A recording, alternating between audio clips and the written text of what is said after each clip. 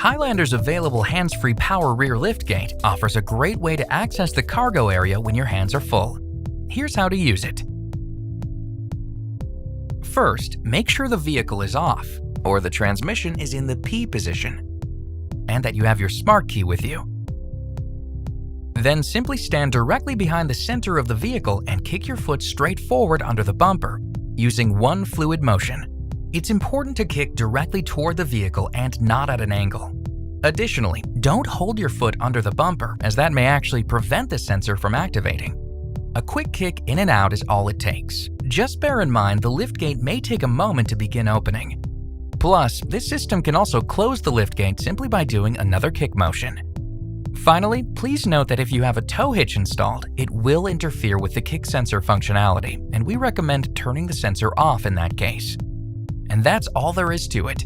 With Highlander, convenience comes naturally. For more information, visit Toyota.com.